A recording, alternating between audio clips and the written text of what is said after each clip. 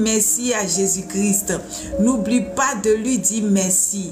La Bible dit qu'il y a eu un homme qui est rentré dans le jardin d'Éden. Cet homme-là s'appelle Adam.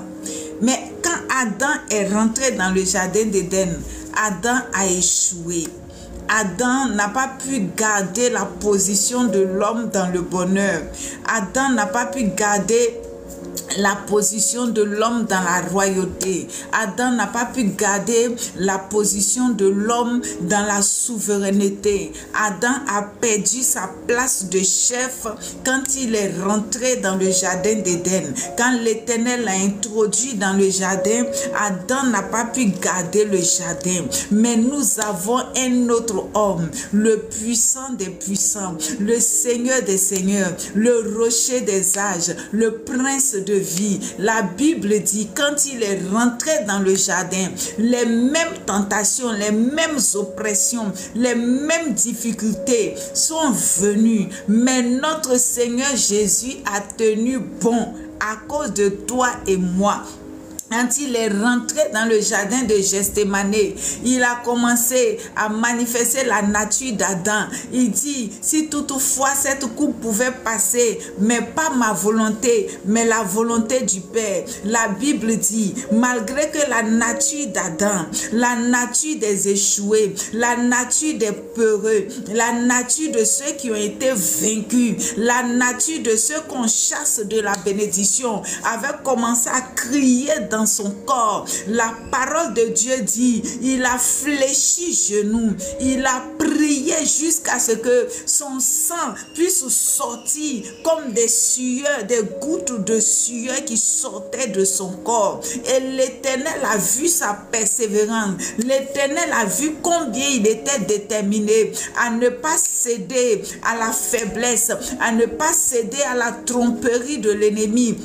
Combien Jésus-Christ était déterminé à aller jusqu'au bout de la mission. Il disait dans son cœur, là où mon grand-père, là où Adam a échoué, moi je vais avancer. Là où le premier homme a échoué, moi je vais réussir. Il demandait le secours de l'Éternel. Il dit, Seigneur, est-ce que tu peux venir à mon secours là?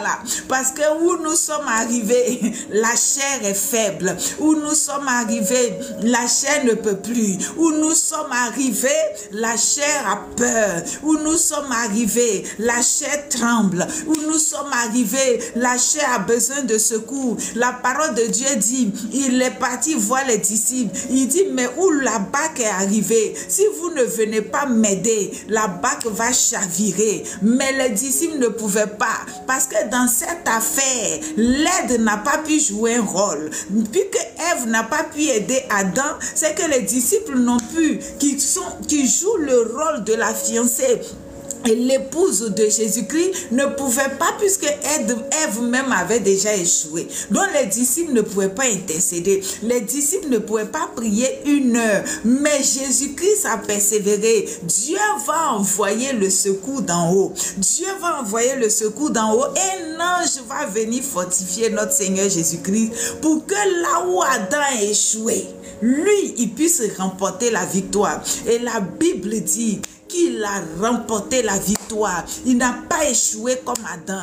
Et il l'a fait à cause de toi. Il a fait à cause de moi. Son sang a coulé. Son sang est versé dans ce jardin ce jour-là pour dire que là où notre ancêtre, l'ancêtre de l'humanité, Adam a échoué, moi je remporte la victoire avec mon sang.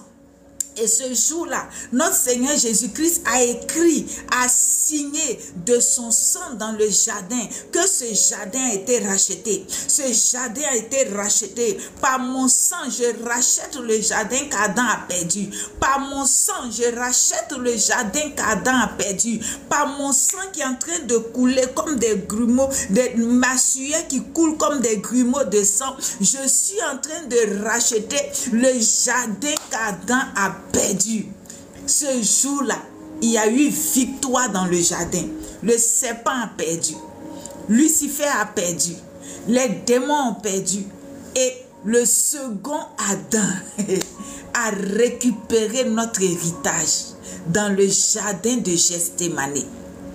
ce jardin d'Éden où nous avons été chassés comme des malpropres, mais dans le jardin de Gethsémane, Jésus-Christ a récupéré la position pour nous.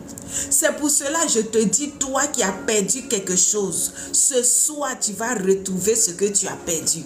Si tu as perdu ta santé, tu retrouveras ta santé ce soir. Si tu as perdu ton mariage, tu retrouveras ton mariage ce soir. Si tu as perdu ton travail, tu retrouveras ton travail ce soir. Si tu as perdu ton salut, tu retrouveras ton salut ce soir.